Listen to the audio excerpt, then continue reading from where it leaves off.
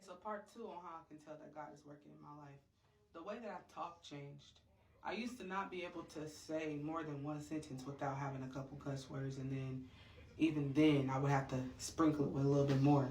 And I was very sarcastic, and I didn't think I was being rude to people because I didn't mean it in a malicious way. It's just the way I grew up. I grew up around Tupac playing in the background all day. I grew up around NWA playing in the background all day. I grew up around parents fist fighting and choking each other and pulling out knives on each other. I grew up around that.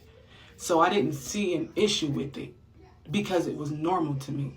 So when cussing started to offend me, I knew I was getting closer to God because I read in the Bible. I know that God looks at cussing as like a snake biting your tongue, or like your tongue is a snake that's biting people as you talk. I think that's what it was. Either way, I read that in the Bible.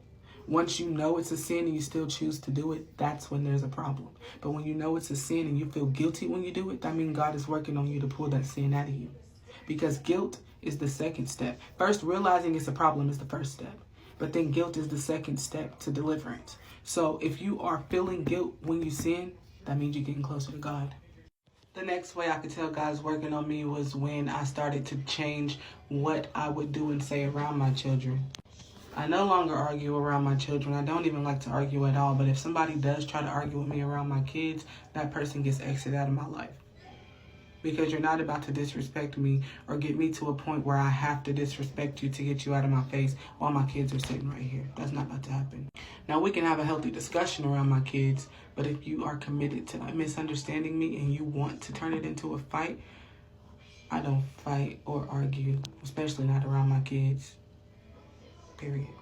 Also, I don't let my kids get on their tablets for too long, and then when they are on their tablets, I'm very close to them to make sure that there's no cussing, no bullying, nothing like that. Because there's a lot of kids' YouTube shows that teach kids how to bully and how to be mean to each other. I don't let them listen to stuff like that. I'm not anywhere that God is not at. I'm not at the clubs. I'm not at the bars. I'm not at his house and her house doing God knows. Anything I wear is going to cover my body to the point that I actually feel comfortable and don't got to adjust it all day. I'm a success story. I'm not about to be on the 5 o'clock or the 9 o'clock news as somebody who got unalived by their baby daddy or somebody who unalived theirself. I'm walking in my purpose. I'm bringing my children with me, and I'm going to bring as many of y'all along with me that want to come. The Rosie experience is geared towards God, geared towards deliverance. I'm just showing y'all my process.